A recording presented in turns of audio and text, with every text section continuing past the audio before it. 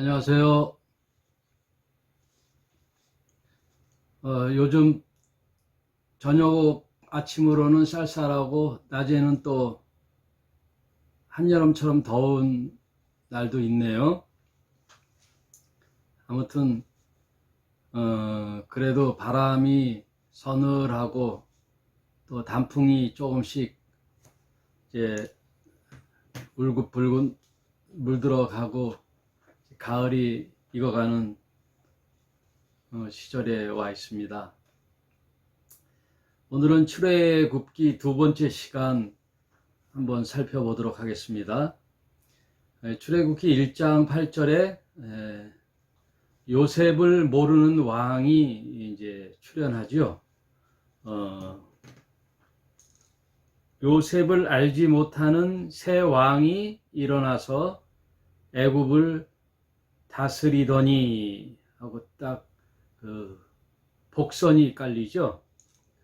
예, 소설의 기법인데 소설의 서론의 이렇게 도입 부분에 어떠한 그 장차 일어날 일에 대한 암시를 탁 던지지요.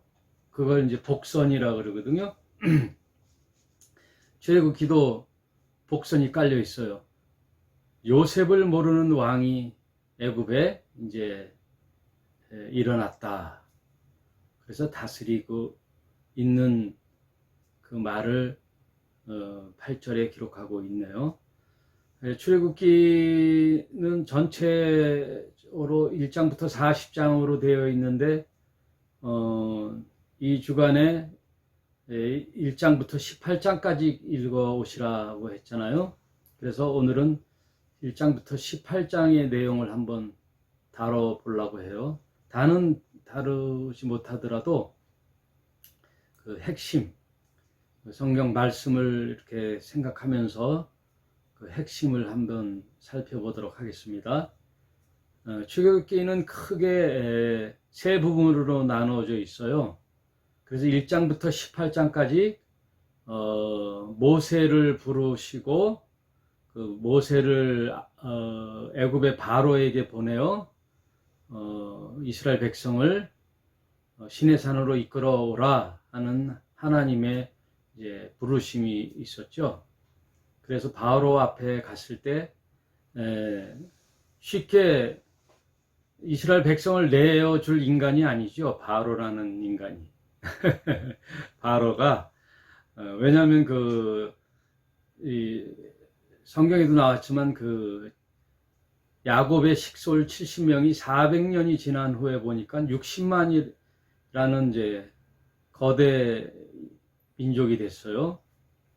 60만이라는 큰 그 애굽에 종살이 하던 노예, 그걸 말하자면 이제 인력이잖아요. 노동력. 그거를 바로가 그래? 하고 내줄 턱이 없죠. 내줄 턱이 없죠. 그러나 이제 모세가 이제 하나님이 그 모세를 통하여 그 열재앙을 내리죠. 애굽의 열재앙. 이 열재앙은 그냥 단순한 그 재앙이 아니라 그 애굽의 신들에 대한 하나님의 재앙이죠. 심판. 애굽 신에 대한 그거를 이렇게 상징적으로 얘기해 주고 있어요. 그래서 1장부터 18장까지가 애굽 탈출기, 애굽에서 탈출하는 과정을 쭉 그려지고 19장부터 24장까지는 결국 이곳으로 이끌어오라고 하신 시내산에 이제 모세가 이스라엘 백성을 이끌어오지요. 이끌어오고선 거기서 이제 계약을 맺어요. 하나님과 이스라엘 백성이 계약을 맺으면서 십계명을 주지요. 나는 너의 하나님이 되어주고 너희는 나의 백성이 되어다오 하고 갑을 이렇게 하나님과 이스라엘 백성 간의 계약 백성을 맺죠. 계약을 맺는 건 뭐예요? 동맹이죠, 동맹. 너를 끝까지 지켜주고, 모든, 세상의 위협, 또, 그 당시 그 족장시대의 이 부족들이 있잖아요. 그들에 대한 위협으로부터 지켜주고, 모든 신들로부터 지켜주는, 그래서 보호자 하나님, 그 구원자 하나님, 그래서 이제 한 공동체가 되죠. 하나의 공동체, 하나가 되는 거죠. 합일. 신앙 공동체죠. 그래서 이제 약속을 맺어요. 그러면 너희를 그 열방의 제사장 나라로 만들어 주겠다.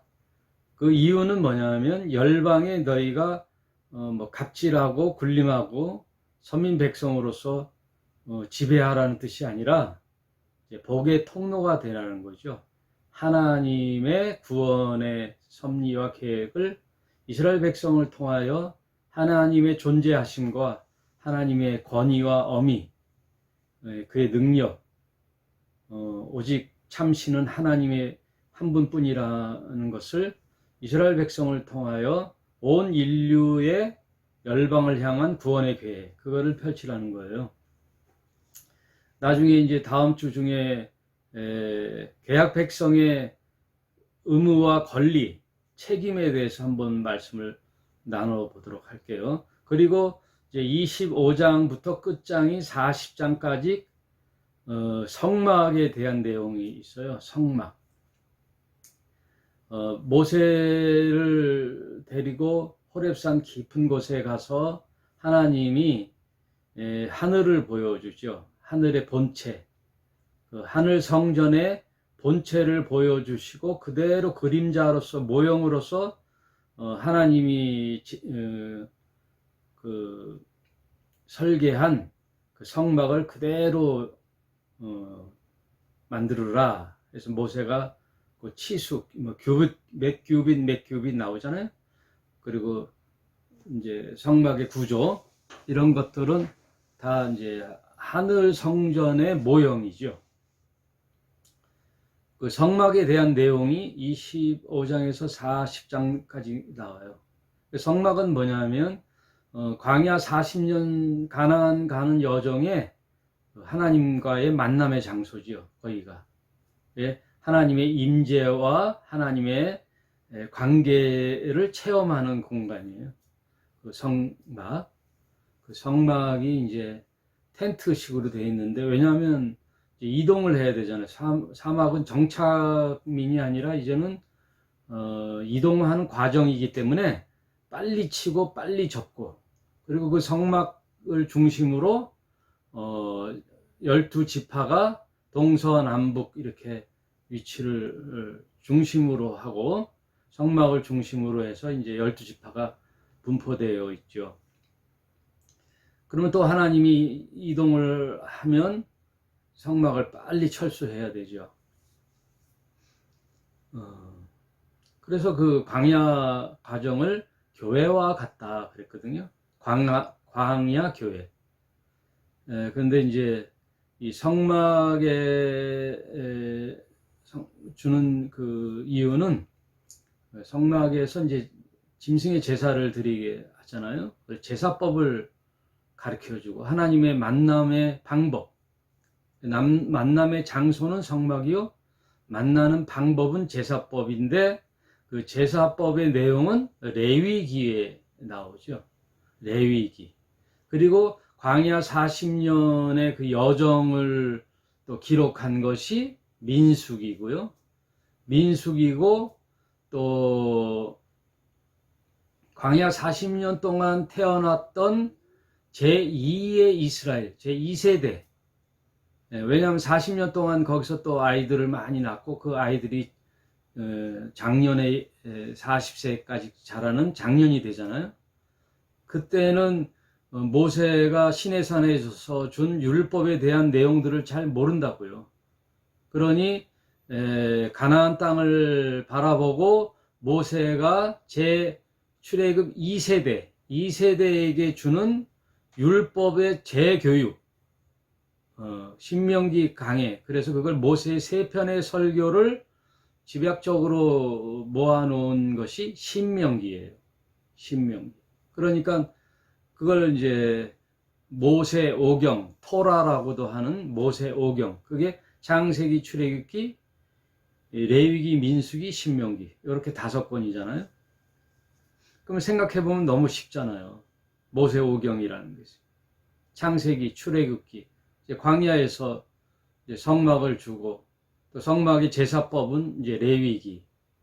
뭐는 먹고 뭐는 먹지 말라, 이런 디테일한 명까지 다 이렇게 5대 제사법을 해놓고 제사드리든 어떻게 하고 이런 것들을 기록한 것이 레위기.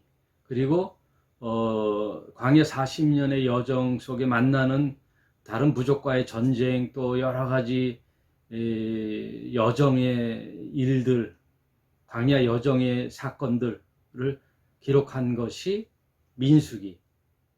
그리고 신명기는 모세의 3편의 설교. 이렇게 하면 모세오경이 다 끝나는 거예요. 대략적인 큰 주제는.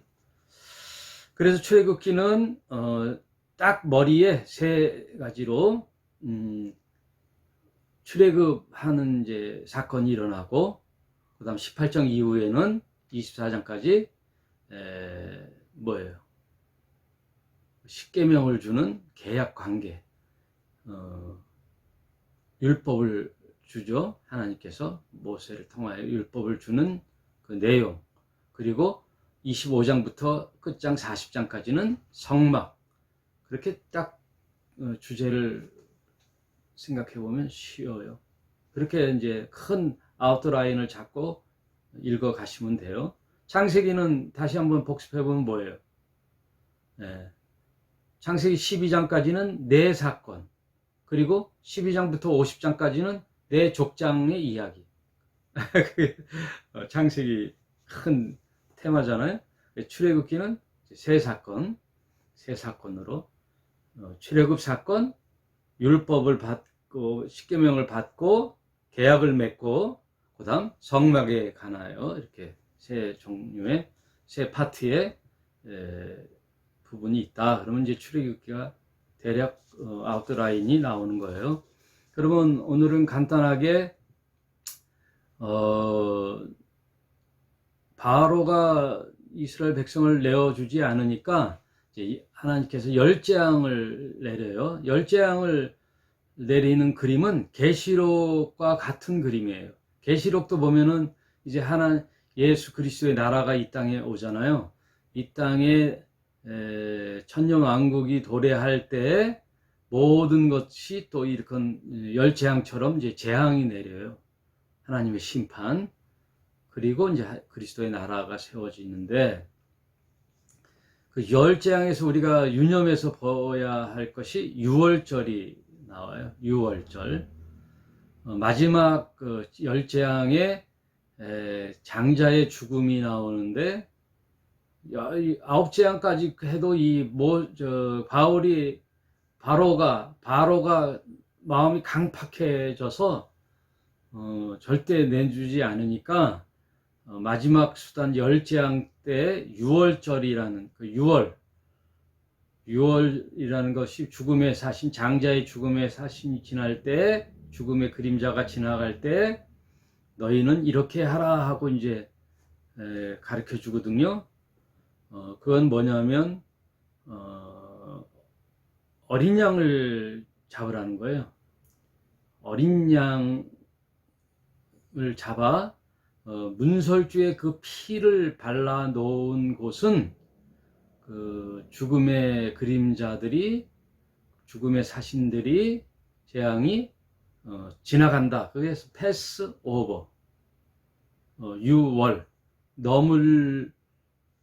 지나갈 넘을 월. 우리 담을 넘을 때 월담 한다 그러잖아요. 그런 것처럼 지나갈 패스 오버, 6월. 그래서 이제 훗날에 그걸 기념해서 애굽에서 하나님이 어린 양을 잡은 이스라엘 백성들에게 죽음을 피하는 구원을 주셨다라는 것을 기념하는 유월절이 가장 중요한 핵심이죠. 그 유월절은 훗날에 예수 그리스도의 십자가의 죽음을 또 상징하고 예표하는 거죠. 유월절의 어린 양으로 온 인류를 위하여 대신 십자가에 달려 죽으시잖아요. 그래서 그 십자가의 은혜 안에 들어오면 우리는 사는 거예요. 예? 기독교가 그렇게 뭐 심오하고 막 그냥 깊이 알아야 깨달아야 하고 하는 게 아니에요. 그리고 기독교는 깨닫는 게 아니에요. 기독교는 무슨 오랜 수련을 통해서 터득하는 종교가 아니에요.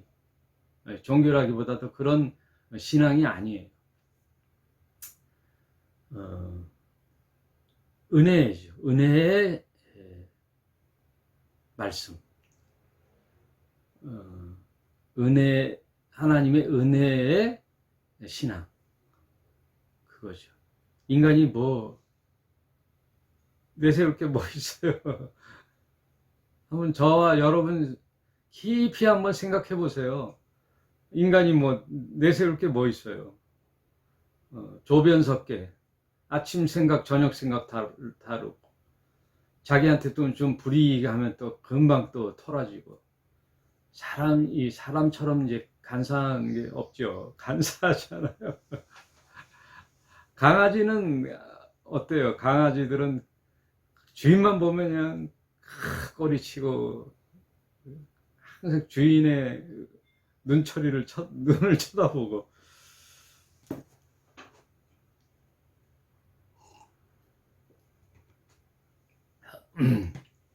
개만도 못한 인간 하는데 고은 시인이 그런 시를 썼잖아요. 고은 시인을 참 좋게 봤는데 그 노인네가 또 허튼 짓을 해가지고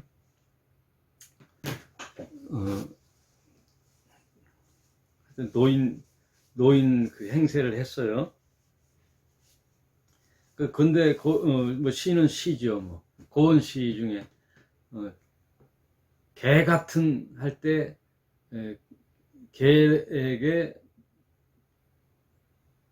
개 같은 놈, 뭐 개 같은 뭐뭐 이렇게 하지 말라. 그런 시가 있어요. 짐승 같은 뭐뭐 같은 하지 말라. 개에게 미안하다. 개가 얼마나 충직한데 그러느냐 그 얘기죠. 이 개 같은 놈아 할 때 왜 사람은 개만도 못하는데 왜 개를 비유해? 개처럼만도 살아봐라. 그 얘기 아니에요? 그런 시가 있어요.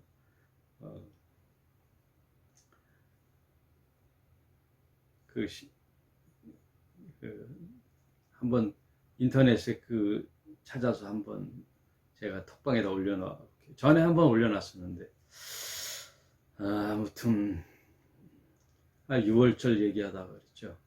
6월절 때는 꼭 이스라엘 백성만 해당되는 게 아니에요. 이방인이나 타국인에게도 그의 말을 통하여 그걸 믿는 자들은 조건이 하나 있어요. 그 대신 이스라엘 백성에게는 조건이 없어요. 그러나 타국인이나 이방인에게는 조건이 있는데 그게 뭐냐면 할례예요. 할례를 받아라. 이미 이스라엘 백성들은 할례를 다 난지 8일 만에 받으니까 이방인이나 타국인은 할례를 받는 자에는 그 6월절의 의식에 참여하는 거죠. 그래서 그들도 죽음의 사신들이 넘어가는 거죠.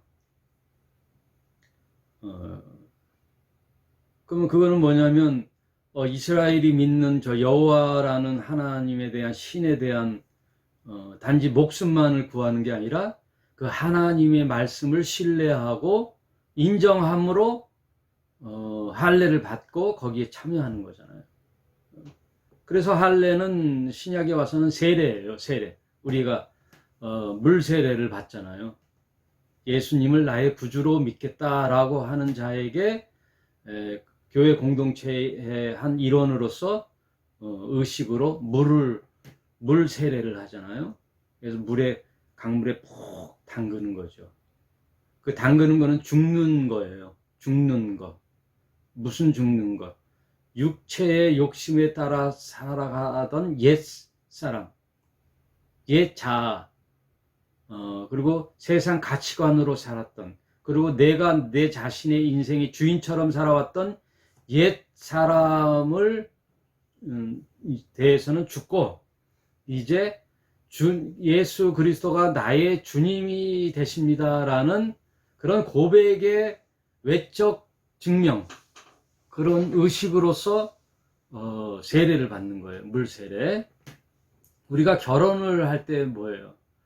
그냥 너랑 나랑 좋아 지내서 혼인신고하고 사실혼으로 동거해서 살아가는 것도 결혼이잖아요. 결혼식이지만 왜 결혼식이라는 것을 해서 상대 배우자를 통하여 그 의식을 통하여 더 한번 사랑의 확증을 받고 남편과 아내로서의 한 몸이 되며 많은 주위의 지인들로 친척 지인들을 통하여 공개를 하고 확증을 받는 그런 의미에서의 의식이죠. 결혼식.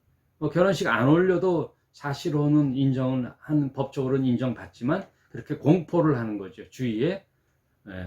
그리고 세례라는 것이 그렇게 내 자신과 주위에 나는 하나님을 믿는 신도다, 신자다라는 확증의 표시죠. 그것이 이제 할례의 의미이죠. 그래서 이제 유월절을 통하여 이제 결국은 두 손을 들고 바로의 장자가 죽잖아요. 그래서 도저히 이제 그 방백들도 다 그 신하들도 이제는 놔주자고 해서 결국은 이스라엘 백성을 노예에서 놔줘요. 또 금방 이제 후회를 하고 또 이스라엘 백성을 죽이려 또 추격을 하지만, 그래서 이스라엘 백성 60만, 장정만 60만이에요. 그 60만을 이끌고 모세가 이제 시내산을 향하여 가는데, 어때요? 홍해를 만나죠. 이제 앞에 홍해 바다를 딱 만나는 거예요. 근데 어떻게 뒤에는 바로의 군대인 애국 군대가 추격하여 오고, 앞에는 홍해 바다고, 이제 진퇴양난의 기로에 선 이스라엘 백성들이 이제 막 조바심을 갖고 후회를 하고 우리가 왜 여기까지 쫓아왔는가 하고 막 불만 원망을 할 때 유명한 말씀이 있어요. 출애굽기 14장에 쭉 읽어 하시면서 이런 말씀이 있죠. 너는 가만히 있어 여호와의 행하심을 보라. 한번 볼까요? 출애굽기 14장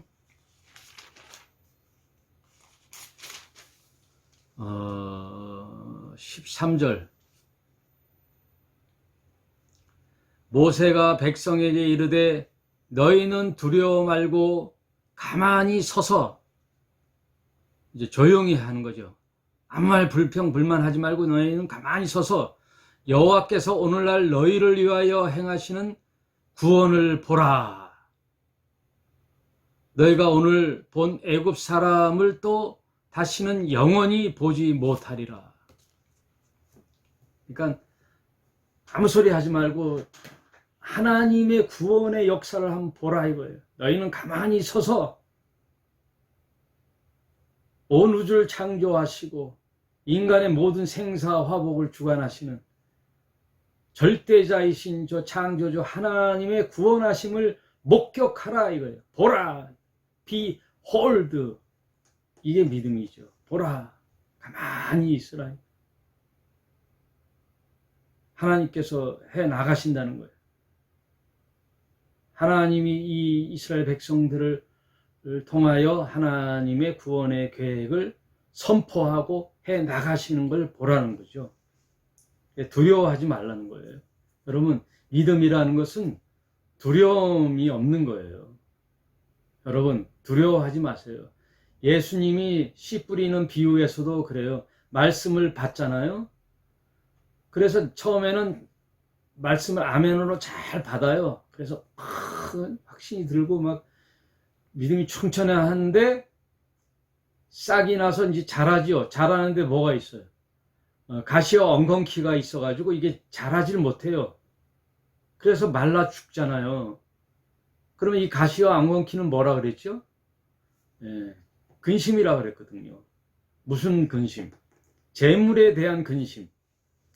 우리가 인간이 살아가면서 이 세상 살아가면서 가장 큰 근심이 뭐예요? 재물이잖아요. 물질에 대한 근심. 오늘 내일은 어떻게, 내일 노후에 대해서 걱정하고, 집이 없는데 어떡하지?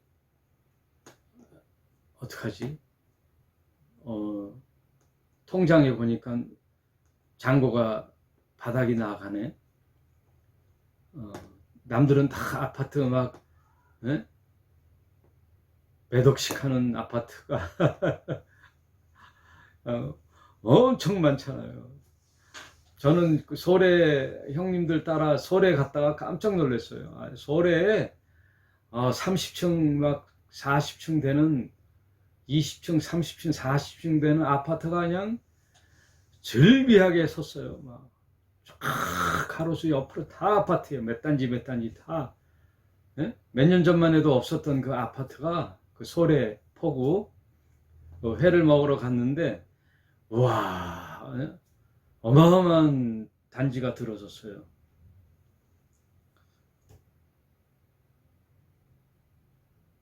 거기에 왠지 이방인 같은 느낌적 느낌. 제가 진짜. 그러나 하나님께서는 뭐라 그래요? 두려워하지 말라. 두려워하지 말라. 두려움이 없어요, 저도. 예. 하나님께서 인도하시는 대로 살면 되죠, 뭐.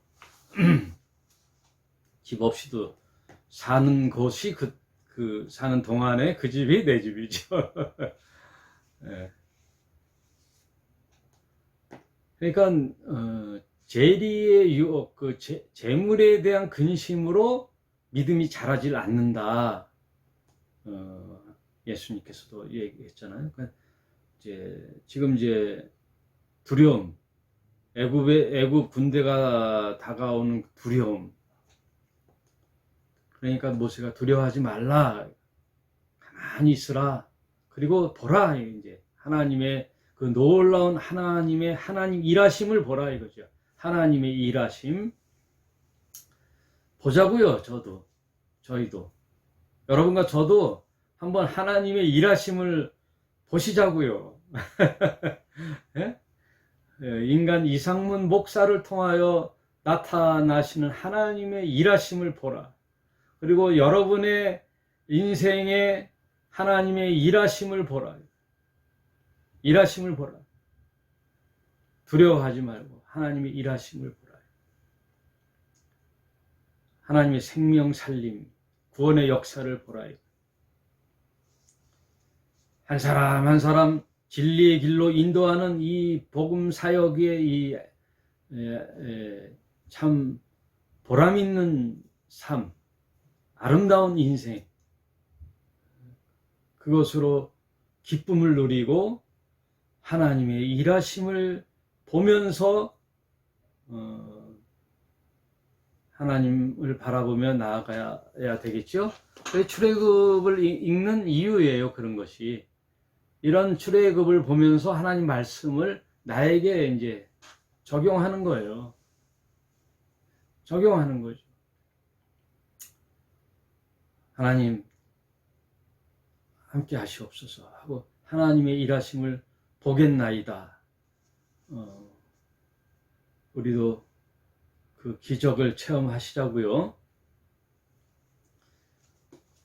그리고서는 이제 15장에 들어가 이스라엘 백성 이제 그 아론의 지팡이를 바다를 향해 치라 해서 치니까 홍해가 갈라졌어요.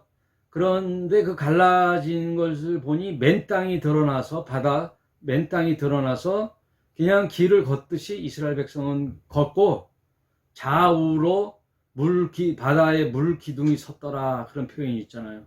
그래서 홍해를 건너는 거예요. 이 홍해를 건너는 것을 신약에서는 뭘로 해석해요? 사도행전에 세례라는 거예요. 이게 물 세례. 홍해가 물 세례, 물에 바다 깊이 이렇게 잠기는 사건, 건너는 사건이 세례를 말해요. 그리고 광야가 교회고요. 교회의 공동체의 일원이 된다는 것은 이렇게 하나님의 세례를 통한 구원하심의 놀라운 기적을 체험하는 거죠. 그러고 나니까 애국 군대도 뒤따라 바다 밑을 오는데 이스라엘 백성이 다 건너고 나니 다시 바닷물이 잠겨 그들은 수장되는 그 기적을 체험하고 15장에는 그날 밤에 그 기적을 체험한 놀라운 사건을 보고 이스라엘 백성들이 어떻게 했어요? 밤새 거기다 장작을 불을 켜놓고 어떻게 해요? 찬양을 부르는 거죠. 우와, 우리 하나님 참으로 살아계시도다.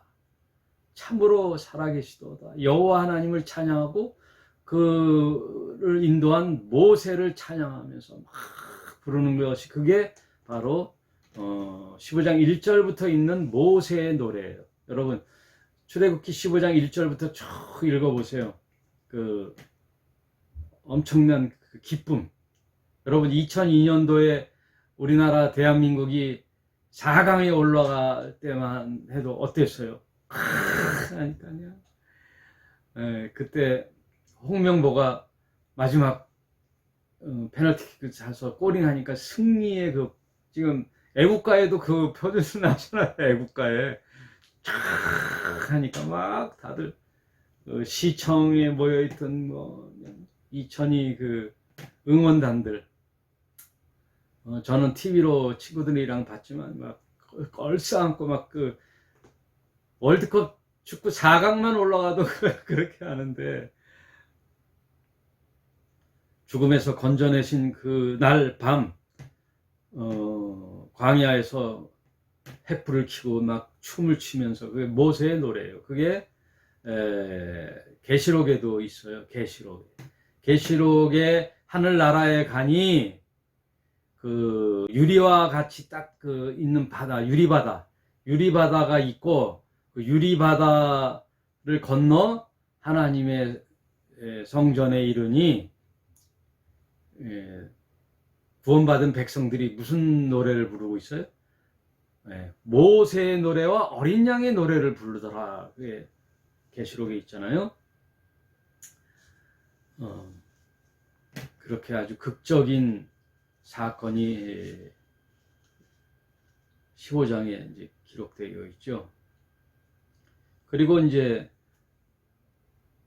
기적은 또 끝나고 눈의 현실은 뭡니까? 이제 다음날 현실은 뭐예요? 광야죠, 광야.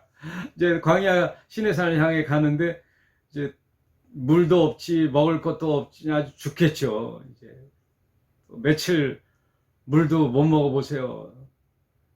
어제 저녁에 며칠 전에 그 홍해의 기적을 봤는데도 불구하고 이제 불만, 원망, 막, 야, 우리가 죽을 데가 없어서 이 사막에서, 광야에서 죽게 만드냐, 이 모세야 하고 막 모세를 원망하고, 모세를 지나 하나님도 원망하고, 하여튼 차라리 그냥 애굽에서 실컷 물 먹고 고기 먹던 종살이 하더라도 괜찮다, 그때가 좋았다 하면서 또 원망하는 거죠. 노예의 그게 근성이죠. 먹고 살기만 하면 되는 거예요. 예? 먹고 살기만 하면 장땡인 거예요. 그래서 뭐라 그래요? 역대 대통령 중에 물가가 가장 안정된 시대가 언제라고요? 전땡땡, 전땡땡, 예? 전두환 때 물가가 가장 안정됐다? 아이고, 참. 그래요, 하여튼. 이 이스라엘 백성들이 원망을 하죠. 우리나라 사람 같았으면 뭐라 그래요? 분명히 이 성경에 기록했을 거예요. 우리 한국 사람. 먹고 죽은 귀신은 때깔도 좋다. 그랬을 것 같아요. 먹고 죽은 귀신 때깔도 좋아. 뭐니 뭐니 해도 먹는 게 최고야. 먹는 게 남는 거야. 아이고, 참. 먹방이 또 대세고 또 하여튼. 그런 원망하는 백성을 향해 모세가 또 하나님께 기도하니까 하나님께서 만나를 내려주시죠. 만나. 그게 이제 출애굽기 16장 이후에 이제 나와요. 이제. 그래서 이제 만나가 하늘에서 내리는데 규정을 해주죠. 어떻게 하라. 만나가 내리면 그날 먹을 양식만 구하라. 그 이튿날까지 갖고 있지 말라. 그러니까 욕심 많은 사람은 어느든지 있죠. 예? 교회, 저도 교회, 건물교회 할 때 보면 한 사람 앞에 하나씩만 뭐 하세요. 뭐 백설기 같이 뭐 어디 또 가면 결혼식이나 어디 뭐 가면 이제 차례품을 주잖아요. 네? 우리 목회자 총회 같은 데 보면 우산 같은 거 이렇게 뭐 답례품을 주면 한 사람 앞에 하나만 갖고 가세요 그러는데 꼭 보면 2개, 3개 갖고 가는 사람이 있어. 백설기 같은 거, 가래떡 같은 거 막 2개. 만나를 이튿날 다음날 것까지 또 이렇게 챙긴 사람이 있어요. 그러나 다음날 다 어떻게 해요? 썩어서 벌레가 생기고 악취가 나게 만들어졌잖아요.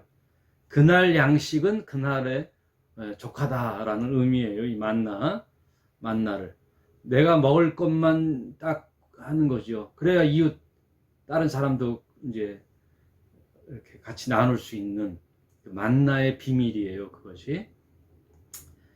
근데 여기서 제가 오늘 이것만 말씀드리고 이제 마치게요. 16장 24절에서 29절에 중요한 사건이 있어요. 내용이 있어요. 만나는 이제 안식일 전 6째 되는 날 다음이 안식일이잖아요. 그 6째 되는 날은 만나를 굽기도 하고 그렇게 해서 상하지 않게 이렇게 처치를 해서 다음날 안식일날 너희가 그것을 먹어라. 안식일날은 조리하지 말고. 근데 여기서 중요한 내용이 있어요. 여러분, 지난 시간에 안식일에 대해서 제가 말씀드렸잖아요. 여기에서 보면 안식 16장 29절에 있어요.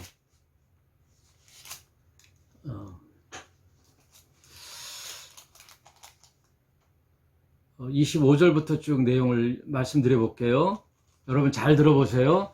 모세가 가로되 오늘은 그것을 먹으라. 오늘은 여호와께서 안식일인즉 오늘은 너희가 그것을 들에서 얻지 못하리라. 6일 동안은 너희가 그것을 거두되 제7일은 안식일인즉 그날에는 없으리라 하였으나 제7의 백성 중 더러는 거두러 나갔다가 얻지 못하더라. 그 7일째 안식일 날은 만나가 내리지 않았어요. 여호와께서 모세에게 이르되 어느 때까지 너희가 내 계명과 내 율법을 지키지 아니하렸느냐. 볼지어다 여호와가 너희에게 안식일을 주므로 제6일에는 이틀 양식을 너희에게 줄 것이니 너희는 각기 처소에 있고, 그러니까 안식일을 위해서 6일 되는 해에는 이틀치 만나를 내려준다는 거예요. 그래서 이틀치를 가지고 각기 처소가 뭐예요? 각자 집에서 있고 제7일에는 아무도 그 처소에서 나오지 말지니라. 7일째에는 안식일이므로 만나가 내리질 않아요. 그러므로 나가서 그 만나를 채취하는 일을 하지 말고 그 처소에서 나오지 말라는 거예요. 처소에서 나오지 말라는 거예요. 처소에서 나오지 말라. 집에 있는 거예요. 안식일 날은 육체 노동을 안 하고 그냥 쉬는 거예요. 그래서 6일째 그 이틀치 양식을 주잖아요. 그동안 모아놨던 양식을 먹는 거죠. 안식일 날은 일을 안 하는 거예요. 이게 중요한 게 뭐예요? 처소에서 나오지 않는 거예요. 네?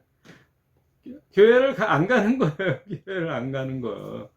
집에서 안식일을 하는 거예요. 사실은 집에서 안식일을 하는 거지만 오늘날 주일날 어떤 그 모임의 장소에 나와서 세상에 나가서 육체 노동을 하지 말고 우리가 어디에 모이자 해서 그날 여호와 하나님 말씀을 묵상하고 또 가르치는 자와 듣는 자가 함께 말씀을 나누면서 그날의 양식을 같이 또 나누고 하나님 말씀을 묵상하고 또 내일부터 일할 또 격려를 받고 서로 기쁨을 나누고 교제를 하는 그 시간으로서 참 귀한 시간이죠. 여러분, 주일 성수라는 게 사실은 그 본질적 의미에서는 없는 겁니다. 여러분, 다시 말씀드려요. 11조라는 게 형식으로서 의무적으로는 없잖아요. 신약에 와서는 다 예수 그리스도께서 다 이루었다, 십자가에서 다 이루었다 그러니까 성전의 휘장이 어떻게 됐어요? 위에서 아래로 찢어졌잖아요. 지성소의 성전의 휘장이. 그것은 이제 성전도 필요 없고 그 제사 제도 대제사장이 1년에 한 번 가는 그런 속죄의 일도 없다는 거예요. 성전의 기능이 이제 끝났다는 거예요. 성전 대신 예수가 오셔서 하나님과 우리를 하나로 이제 만드신 거예요. 그래서 예수 이름으로 나아가는 거예요. 그래서 성경과 진리의 예배를 드리는 게 열린 거죠. 그러면 11조의 형식은 없어져도 뭐예요? 이제 본질은 남았잖아요. 내 수입에 분깃을 나누는 거잖아요. 이것마저 없다? 그건 아니에요. 딱 10분의 1이라는 것은 아니더라도 내 소득의 일정 부분을 내 마음에 내키는 대로 내가 부담하는 거예요. 기꺼이 내놓는 거죠. 이웃과 함께 나누는 거죠. 그리고 없은 시기가 있잖아요. 실직을 당했다든지 없으면 또 못 내놓고 내가 생활하기 참 빡빡한데 뭐 이렇게 11조라고 해서 딱 내놓겠어요? 그냥 성의만 표하면 되죠. 그리고 또 얻어서 먹을 수도 있고요. 얻어 먹을 수 있는 또 도움을 받을 줄도 알아야 되죠. 나는 도움 필요 없어. 난 자존심이 상해. 내 도움. 그거 내가 라면 먹고 말지. 그게 아니라 생활의 형편이 어려우면 그 사랑의 호의도 받을 줄도 알아야 돼요. 내가 받을 줄도 알아야 또 나도 나눌 수도 있는 거예요. 여러분, 이제 모든 것이 그 본질의 의미를 잘 생각하면 돼요. 그래서 예수께서 뭐라 그랬어요? 율법의 형식은 강화했는데 본질인 의와 인과 신은 버렸도다 그러잖아요. 너희가 형식을 너무 열심히 지키는데 본질인 의로움과 자애로움과 믿음의 그 본질은 너희가 잃어버렸다 하고 질책하시잖아요. 그럼 우리는 이제 신약 백성으로서 오늘날 교회 시대에 사는 하나님의 주님의 자녀로서 제자로서 어떻게 살아야 돼요? 형식은 없다고 해서 이제 나를 위해서만 저축하고 사는 그게 아니라 본질은 영원히 변하지 않는 거예요. 하나님의 율법의 본질의 말씀은 그 내용과 의미는 오늘날 모든 오고 오는 시대 모든 교회와 하나님 백성에게 다 적용되는 거예요.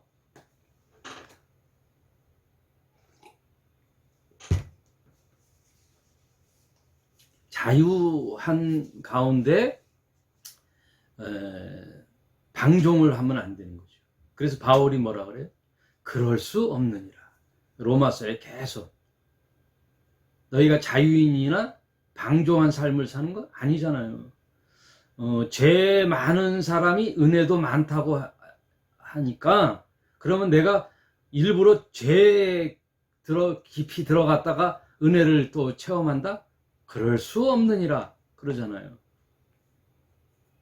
내가 자유함을 얻었다고 해서 내 마음대로 캐사락세라로 살아나는 게 아니죠. 그건 방종이죠.